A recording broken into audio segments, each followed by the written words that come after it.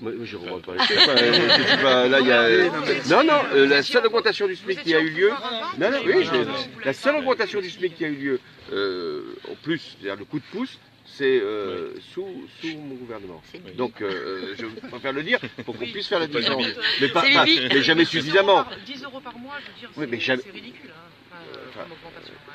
Le SMIC, il faut l'augmenter de manière considérable. Oui, mais enfin, là... Parce qu'en fait, on est dans une société qui prône la croissance, mais comment on fait la croissance si on n'a pas de salaire? Là aussi, il faut être crédible. Si on augmente le SMIC de 10%, il y a des entreprises qui sont des petites entreprises qui ne pourront pas... oui, mais si on leur baisse les charges. Alors, exactement, donc ce qu'il faut faire... Et voilà, en fait, il faut équilibrer c'est pour ça qu'on retrouve le CICE, d'une certaine façon. Quand on aide les entreprises, c'est pour qu'elles augmentent les salaires. Et donc, exactement. Il faut... Non mais le CICE, on sait que le CICE, il ne profite pas aux TPE et aux PME. Si. Aux TPE, ah oui, moi je suis entrepreneur aussi. Si vous avez un salarié, vous en profitez. Alors, si je peux témoigner, grâce au CICE, j'ai pu embaucher une personne. Oui, non, ça...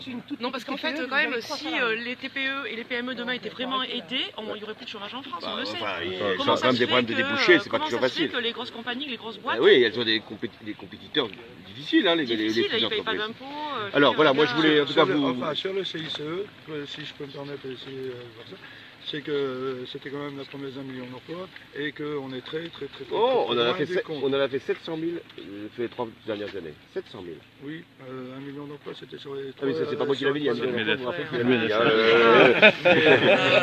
rappelez Parce que moi, ce qui m'intéresse, c'est pas de remettre en cause... Non, mais... C'est par rapport à vous, pour vous mettre un petit peu, quelque part, face à vos responsabilités, j'avais juste envie de toucher un mot. C'est, dans vos promesses aussi, vous aviez parlé, il me semble, de banque de dépôt. Oui, à bientôt.